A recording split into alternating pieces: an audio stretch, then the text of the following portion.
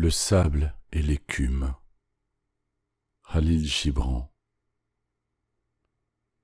Dans le cœur de tout homme et de toute femme, il est un peu de sable et d'écume. Mais certains d'entre eux livrent ce qui demeure caché dans le plumage de leur cœur, d'autres en éprouvent de la honte. Quant à moi, je n'en rougis point. Khalil Gibran. Je marche éternellement sur ces rivages, entre le sable et l'écume. Le flux de la marée effacera l'empreinte de mes pas, et le vent emportera l'écume. Mais la mer et le rivage demeureront éternellement. Ils me disent dans le réveil, « Toi et le monde dans lequel tu vis n'êtes qu'un grain de sable sur le rivage infini d'une mer infinie. » Et dans mon rêve, je leur réponds, « Je suis la mer infinie, et tous les mondes ne sont que des grains de sable sur mon rivage. » Le sphinx ne parla qu'une seule fois, et dit, « Un grain de sable est un désert, et un désert est un grain de sable. À présent, taisons-nous à nouveau. » J'entendis le sphinx, mais ne le compris pas. Une perle est un temple bâti par la douleur autour d'un grain de sable. Quelle nostalgie bâtit nos corps et autour de quel grain? Le souvenir est une forme de rencontre. L'oubli est une forme de liberté. On ne peut atteindre l'aube sinon par le sentier de la nuit. Si l'hiver disait « Le printemps est en mon cœur », qui le croirait? Chaque graine est une aspiration. Je veux marcher avec tout ce qui marche. Je ne veux pas rester immobile pour regarder passer la procession. Si je devais choisir entre le pouvoir d'écrire un poème et l'extase d'un poème non écrit, je choisirais l'extase. C'est une poésie meilleure. La poésie n'est pas une opinion qu'on exprime, c'est une chanson qui s'élève d'une blessure saignante ou d'une bouche souriante. Un poète est un roi détrôné, assis parmi les cendres de son palais avec lesquelles il tente de façonner une image.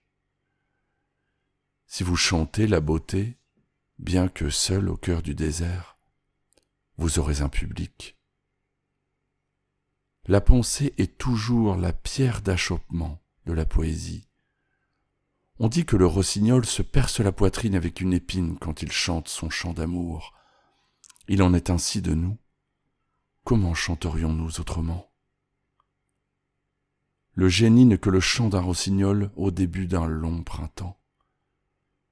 Le chant qui est silencieux dans le cœur de la mère chante sur les lèvres de son enfant. Nous ne vivons que pour découvrir la beauté. Tout le reste n'est qu'une forme d'attente. L'amour et le doute ne se parlent jamais. L'amour est un mot de lumière, écrit par une main de lumière, sur une page de lumière. Vous êtes vraiment indulgent quand vous pardonnez à des meurtriers qui n'ont jamais répandu le sang, à des voleurs qui n'ont jamais volé, et à des menteurs qui n'ont jamais menti. Que dirais-je du poursuiveur qui joue le rôle du poursuivi? Je préfère être le dernier des hommes avec des rêves et le désir de les réaliser, plutôt que le plus éminent, sans rêve ni désir. La solitude est un orage silencieux qui brise toutes les branches mortes, mais qui plante cependant nos racines vivantes plus profondément dans le cœur vivant de la terre vivante. Peut-être qu'un enterrement chez les hommes est un repas de noces chez les anges. Si la Voie lactée n'était pas en moi, comment aurais-je pu la voir ou la connaître? Une racine est une fleur qui méprise la renommée. Le véritable grand homme est celui qui ne domine personne et qui n'est dominé par personne. Je ne puis croire que l'homme est médiocre simplement parce qu'il tue les criminels et les prophètes. Je suis la flamme, et je suis le buisson sec, et une partie de moi consume l'autre. La naissance et la mort sont les plus nobles expressions du courage. Un pré verdoyant se trouve entre l'érudit et le poète. Si l'érudit le traverse, il devient un sage. Si le poète le traverse, il devient un prophète.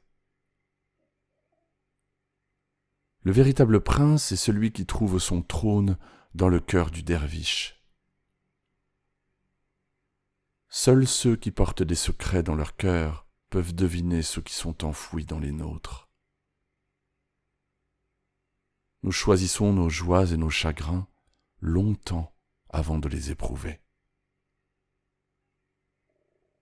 La tristesse n'est qu'un mur entre deux jardins.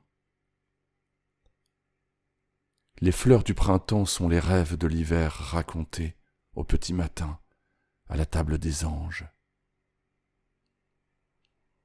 Pendant longtemps vous avez été un rêve dans le sommeil de votre mère, et puis elle s'est éveillée pour vous donner naissance.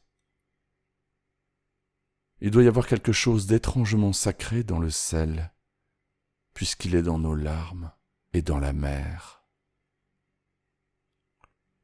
Si vous vous asseyiez sur un nuage, vous ne verriez pas la frontière entre un pays et un autre.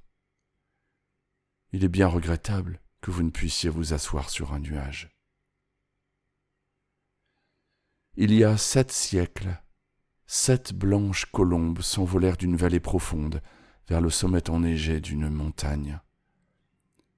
Un des 7 hommes qui observaient leur vol dit « Je vois une tache noire sur l'aile de la 7e colombe. » Aujourd'hui, les gens dans la vallée parlent de 7 colombes noires qui volèrent au-dessus de la montagne enneigée. J'aspire à l'éternité parce que j'y rencontrerai les poèmes que je n'ai pas écrits et les tableaux que je n'ai pas peints. Khalil Gibran.